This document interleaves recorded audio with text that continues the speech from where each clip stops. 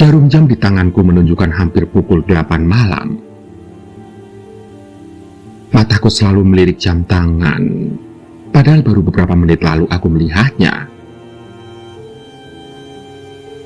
Benar, sejak memasuki jalan Siliwangi hatiku seketika was-was. Lantas, aku pun mencoba bersenandung kecil untuk meredam rasa was-was itu sembari terus menyetir.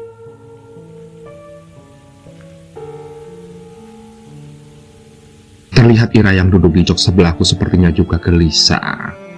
Aku melihatnya menggosok-gosok telapak tangannya. Oh iya, aku dan Ira baru saja pulang menjenguk teman kantor di rumah sakit. Aku tidak mungkin membiarkan Ira pulang sendirian. Selain itu angkutan umum sudah jarang.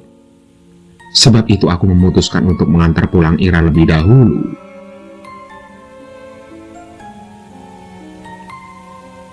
Dingin, Ra? Tanyaku yang sekilas menoleh ke arahnya. Ira tidak menjawab. Ia hanya mengangguk seraya merapatkan kardigan yang ia pakai. Lantas, kami pun kembali terdiam. Aku kemudian menekuni kembali jalanan di depanku. Sementara Ira mendekap erat tubuhnya yang kedinginan dengan tangannya.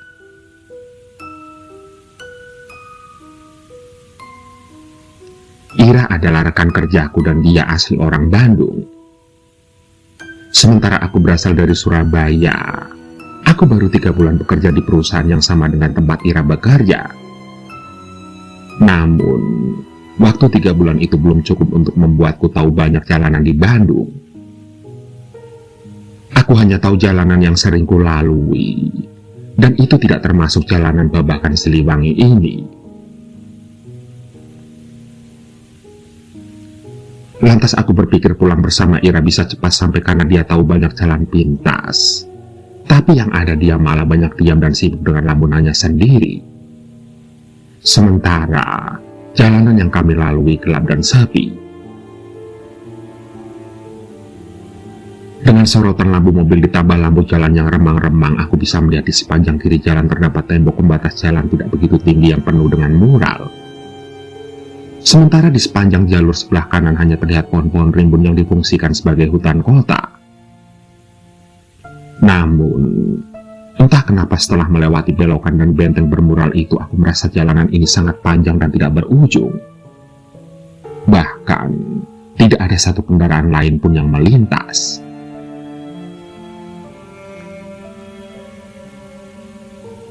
Jalanan sepi, ya, Ra? Ujarku. Aku mencoba memecah keheningan, yang sontak membuat Ira bertingkah aneh seperti kebingungan setelah berada di jalan lurus seperti jalan tol ini.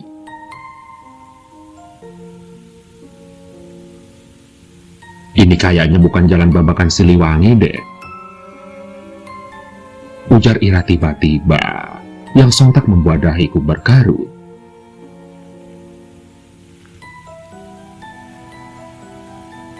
Maksudnya, Ra? Tanyaku heran. Harusnya setelah melewati tikungan tadi, kita bertemu pertigaan, dan kalau ke arah sebelah kanan langsung menuju kebun binatang. Tapi aneh, jelas-jelas tembok bata bermural tadi itu memang jalan Babakan Siliwangi.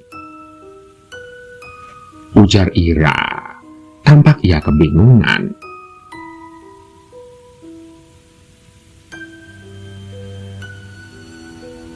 Di dekat sini ada pom bensin gak, Ra?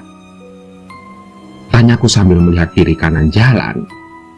Terlihat jarum di alat petunjuk bahan bakar sudah berada di warna merah.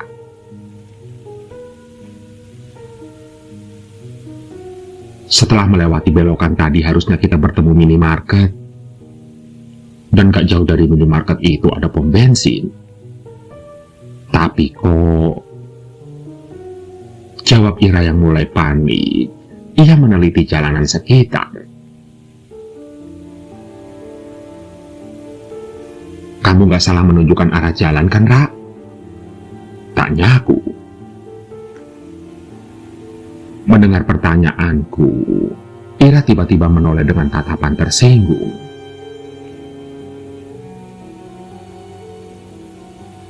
Kamu sendiri tadi lihat marka jalan Babakan Siliwangi kan? Bagaimana mungkin kita salah?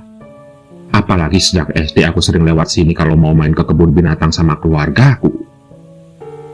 Aku tahu betul jalanan ini, dan yang sedang kita lewati ini jelas bukan jalan Babakan Siliwangi. Ujar Ira meyakinkanku.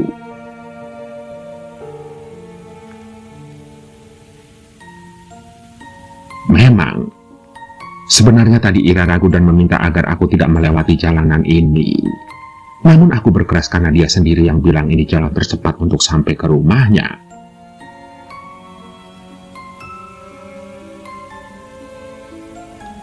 Bensinnya udah mau habis, tapi kok pom bensinnya belum kelihatan ya? Gak ada penjual bensin eceran juga lagi. Ujarku yang membuat Ira menolehkan wajah. Sungguh menjengkelkan melihat dia hanya tetap diam.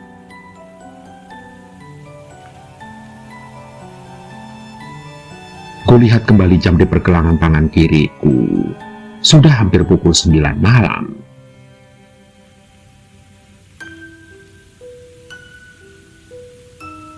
Ra, kok malah diem aja sih? Ujarku sembari melirik Ira yang sedang menggigit bibirnya dengan wajah memucat. Aku heran, kenapa tiba-tiba Ira bersikap seperti itu? Aku berpikir Ira mulai kedinginan dengan AC mobil. Namun seharusnya ia terbiasa dengan suhu dingin di kota berjuluk Paris Van Java ini.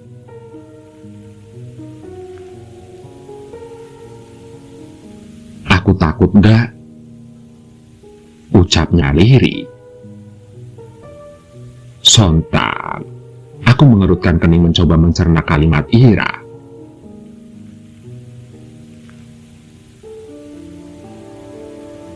Aku juga takut. Aku takut kalau mobil ini mogok di tengah jalan gara-gara kehabisan bensin. Ujarku sembari menghela nafas, dan terlihat Ira justru mendengus kasar.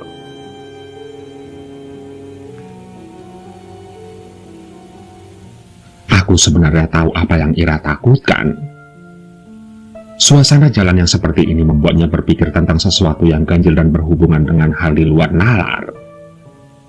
Namun, aku tidak ingin membuatnya semakin khawatir dengan mengatakan bahwa aku sama takutnya. Sebenarnya akan lebih apes kalau mobilku sampai mogok. Dan itu akan lebih menakutkan buatku.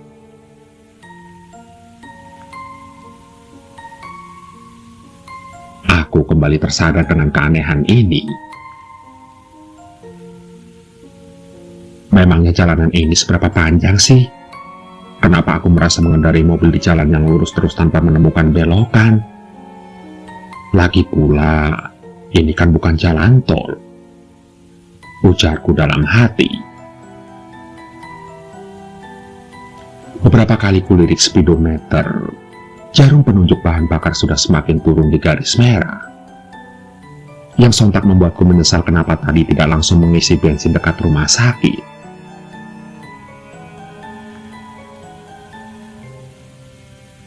Singkat cerita, aku biarkan mobilku berjalan terus.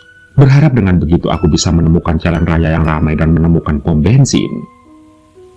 Namun kenyataannya tidak. Dan benar saja, aku mulai merasakan mobilku tersendat. Kecepatannya menurun lalu berhenti. Namun, aku tidak menemukan apapun di sana. Tidak ada pom bensin, belokan, atau kendaraan lain yang lewat. Lantas, aku pun beberapa kali mencoba menghidupkan mobil. Namun hasilnya nihil.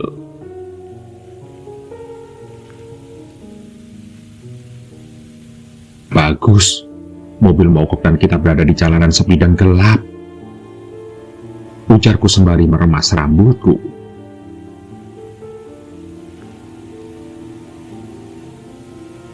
Sial. Rutuku. Ku Kupukul setir mobil beberapa kali dengan kesal. Dan mungkin baru kali ini Ira melihatku sekesal ini hingga memukul-mukul setir mobil.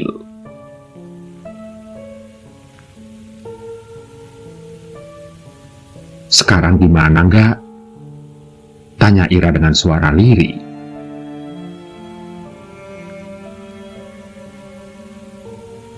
"Biar ku telepon taksi saja," ujarku sembari segera mengeluarkan ponsel dari saku celana dan memencet tombol. Namun tidak ada nada sambung, yang sontak membuat kekesalanku semakin menjadi.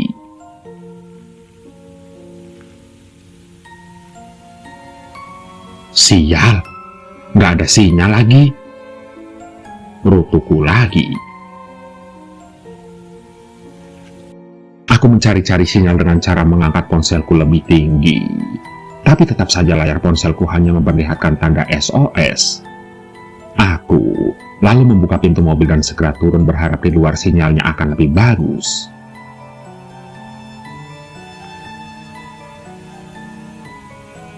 "Tunggu sebentar ya, Ra," ujarku sembari melongokkan wajahku ke dalam mobil. "Kamu mau kemana?" ujar Ira memelas. Ia takut ditinggal sendirian.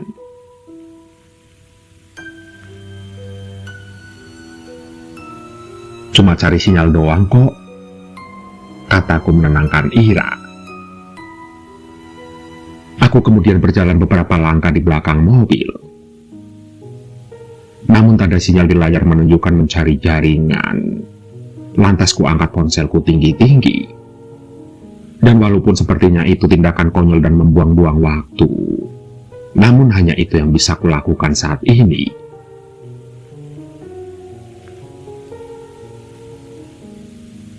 Loh, aku kan hanya berjalan beberapa langkah. Tapi, kenapa tiba-tiba mobilku jaraknya sangat jauh ya? Tidak mungkin mobilnya mendadak menyala dan maju sendiri kan? Gumamku dalam hati.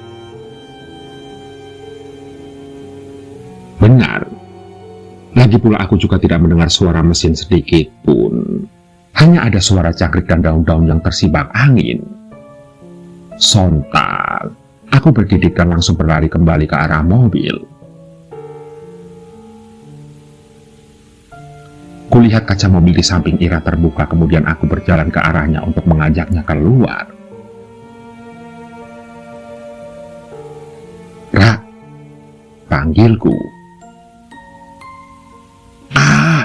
"Jangan ganggu aku," teriak Ira tiba-tiba saat aku meraih bahunya dari belakang. "Woi, kamu kenapa? Ini aku, Angga," ucapku. Ira kemudian segera membuka telapak tangan yang menutupi wajahnya. Ia mencoba meyakinkan dirinya sendiri jika yang menepuk bahunya benar-benar aku. "Kenapa, Ra?" tanyaku yang heran melihat Ira berteriak histeris. "Kamu dari mana aja sih?" ujar Ira dengan nada tinggi dan tatapan mata yang tajam. Terlihat dia melirik kanan kiri seakan ada sesuatu yang dilihatnya. "Kan aku tadi udah bilang cari sinyal," tukasku dengan nada yang meninggi juga. "Kenapa lama sekali?" tanyanya. "Hah? Lama?" Aku kemudian mencoba mencerna kalimat Ira. Aku sebenarnya heran dan ingin membantahnya, karena aku merasa hanya berjalan beberapa langkah dan tidak sampai semenit meninggalkannya. Namun, kenapa Ira merasa seolah aku meninggalkannya berjam-jam?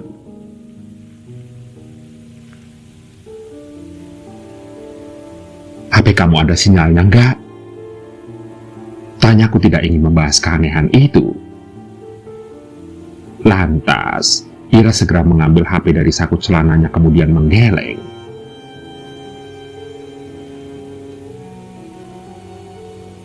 "Baterainya habis," ucapnya lirih. tamatlah riwayat kita di sini. Mana dari tadi nggak ada kendaraan lewat pula, ujarku, sementara perasaanku bergetar. Detak jantungku seakan dipercepat.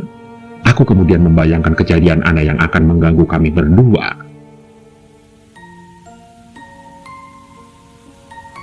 Benar, padahal kami sedang berada di tengah kota, tapi aku merasa seperti berada di tengah hutan. Hanya terlihat pohon-pohon dan semak belukar yang terhampar di pandanganku. Hingga tiba-tiba aku teringat cerita Ira tentang hantu anak kecil yang sering menampakkan diri di tempat ini. Katanya cerita tersebut sudah menjadi urban legendnya kota Bandung.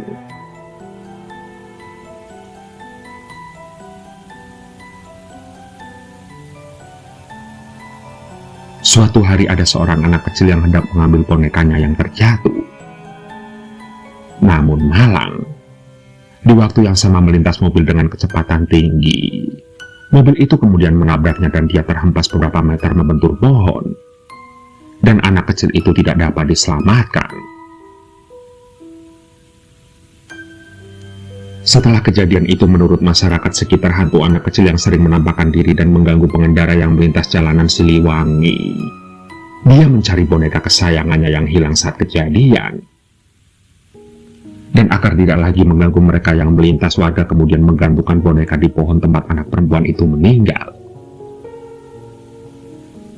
Dan sialnya, firasatku mengatakan aku berada di sekitar lokasi tempat anak kecil itu tertabrak.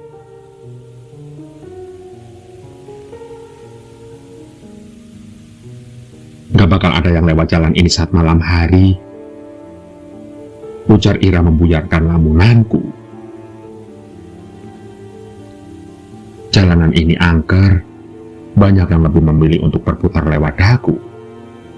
Aku sudah pernah ceritakan, jelas Ira.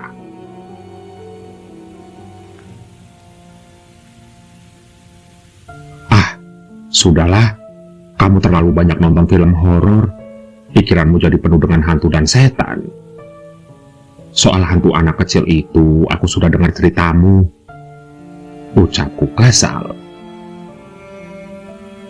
Kupikir ada yang salah dengan otak perempuan yang bersamaku ini. Dia tidak melihat situasi. Bagaimana tidak? Bisa-bisanya ia menyampaikan informasi yang sangat tidak penting dalam keadaan segenting ini.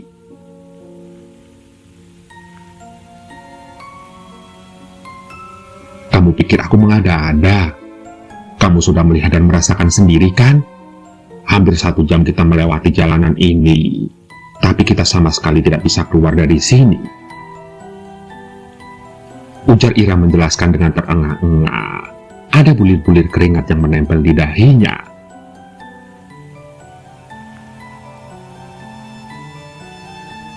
Astaga, aku tidak boleh terlihat gemetar sedikit pun di dekat Ira yang memang dasarnya polos dan penakut ini, gumamku dalam hati.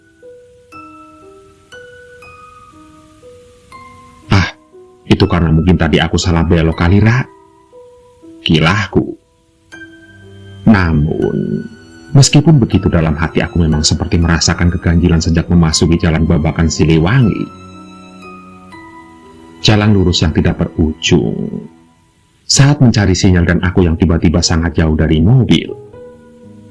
Namun, aku mencoba menghilangkan semua pikiran negatifku. Ira, ia kemudian mendengus kesal mendengar ucapanku.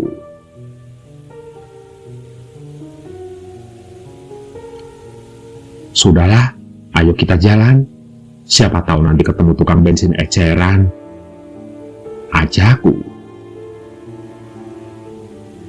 Tanpa meminta persetujuan Ira, aku pun melangkah pergi dan kulihat Ira turun dari mobil mengikuti langkahku. Namun baru beberapa langkah berjalan, ada sinar yang lampunya cukup terang menyorot dari belakang. Sontak, aku pun menoleh ke belakang seraya melindungi mata dari silaunya sinar yang menerpa wajahku.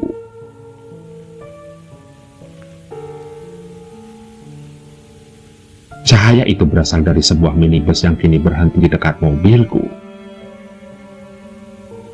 Aku menghela nafas. Rongga paru-paruku yang tadinya seakan sesak kini melebar.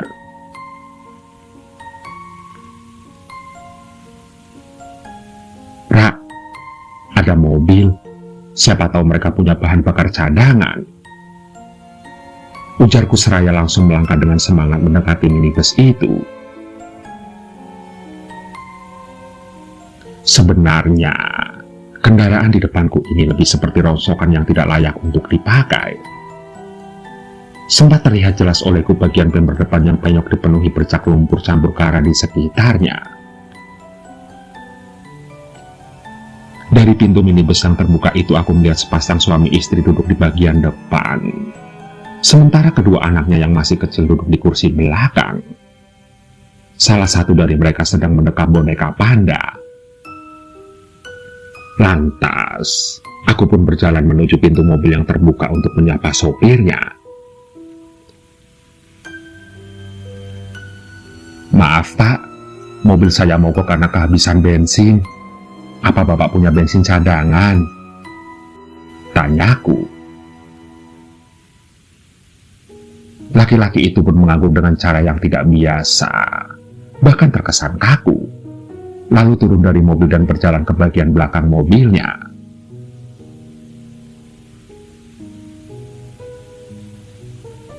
Namun tiba-tiba aku merasa ada yang menarik kemejaku.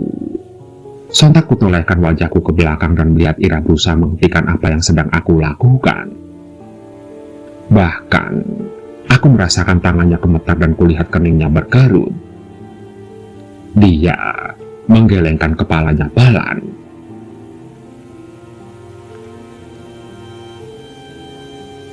Angga, jangan sembarangan minta tolong orang dong. Lihat deh wajah mereka, pucat semua. Dan anak kecil itu, bisik Ira. Jangan berburuk sangka, Ra. Kalau bukan minta tolong pada mereka, lalu minta tolong siapa lagi? Ya wajarlah wajah mereka pucat. Bisa jadikan mereka baru saja melakukan perjalanan jauh hingga kelelahan. Ucapku berpikir positif. Hingga tidak lama kemudian laki-laki itu pun kembali dengan satu jerigen kecil di tangannya. Wajah laki-laki itu datar, meskipun aku terus memberikan senyuman kepadanya. Terima kasih ya Pak untuk bensinnya, biar saya ganti uangnya. Ujarku yang sudah bersiap mengeluarkan dompet dari saku celana belakang. Namun laki-laki itu menggeleng tanpa mengucap sepatah kata pun. Ia segera masuk kembali ke dalam mobil. Lantas, minibus itu pun melesat dengan cepat meninggalkan kami.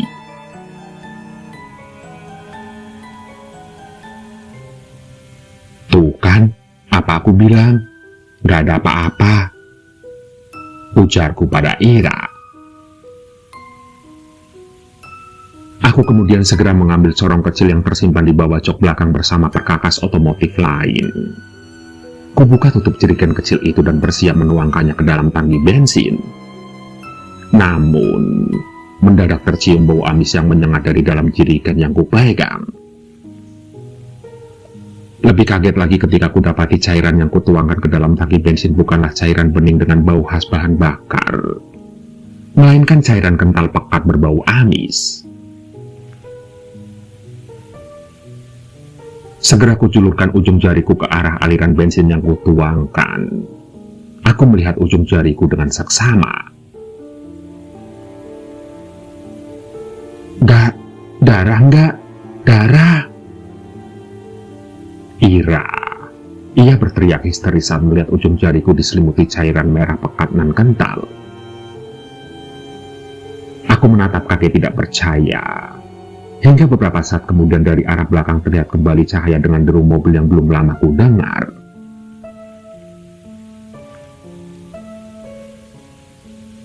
Itu mobil yang tadi kan, Ra? Tanyaku yang melihat dari kejauhan bentuk mobil yang sama dengan mobil yang tadi berhenti.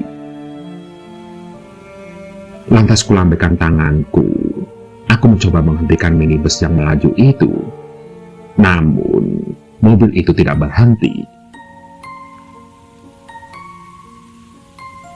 Tubuhku seketika mendingin, kepalaku terasa panas. Detak jantungku seakan berhenti saat aku melihat mereka yang ada di dalam mobil minibus itu.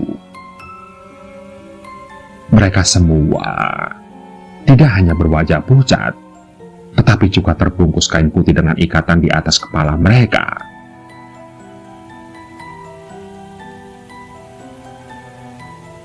"Ah, setan!" teriakku seraya menoleh ke arah Ira yang berdiri di belakangku. Namun, aku semakin lemas ketika mendapati yang di dekatku bukan lagi Ira yang ku kenal, melainkan seorang anak perempuan berambut panjang mendekap boneka panda. Iya, itu adalah anak perempuan yang aku lihat di mobil itu. Aku ingin berteriak, tapi suaraku seakan tercekat. Dan sekeras apapun aku berusaha berteriak, tetap tidak ada suara yang keluar dari tenggorokanku. Hingga tiba-tiba angin berhembus dengan kencang yang membuat tubuhku dingin dan kaku. Sementara kakiku lemas, aku pun lalu jatuh terduduk.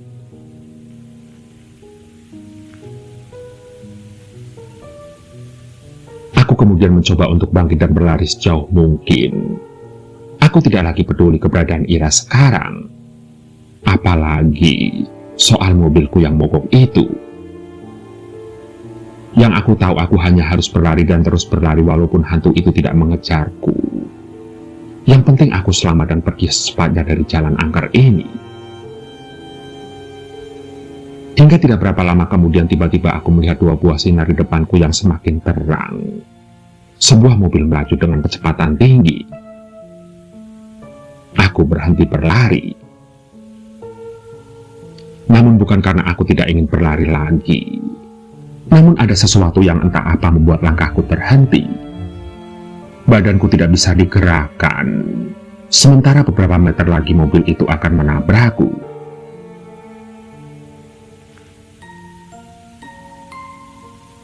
"Tidak, aku belum mau mati. Tolong hentikan mobilnya," teriakku. Dengan segenap kemampuan yang tersisa, aku berusaha mengangkat kakiku sekuat tenaga. Aku mencoba menghindari mobil sedan yang tidak sedikit memberikan tanda akan berhenti.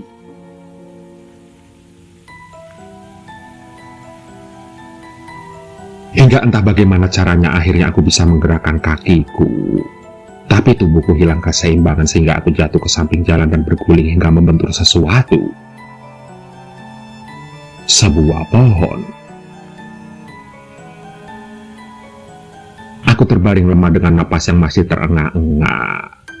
Dan saat kulihat ke atas, bukan dedaunan yang ada di pohon itu, tapi boneka-boneka lusuh, kusam, tidak terawat dengan sepasang bola mata yang menyala.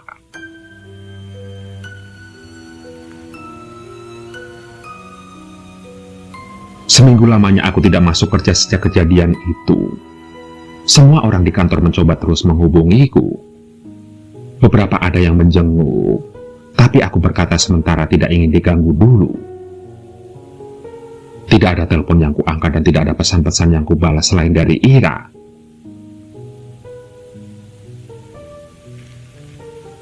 Benar, semua orang di kantor sudah tahu apa yang kualami dari cerita Ira. Aku terlambat untuk memberitahu agar Ira tidak menceritakan kejadian malam yang mengerikan itu. Seumur hidup baru pertama kali aku merasakan pingsan. Dan Ira bilang saat aku pergi mencari sinyal dia terus menunggu dalam mobil. Hingga setelah beberapa lama entah kenapa ponsel Ira yang habis baterainya bisa ia nyalakan kembali. Ia kemudian menggunakannya untuk mengirim pesan SOS untuk menghubungi Randi, salah seorang rekan kerjaku juga. Setengah jam kemudian Randi datang dan panik melihat Ira sendirian. Lantas Ira dan Randi mencariku hingga akhirnya mereka menemukanku dalam keadaan terkapar di bawah pohon boneka itu. Sejak saat itu, aku berjanji tidak akan pernah mengendarai mobil melewati jalan itu lagi saat tengah malam. Aku kapok.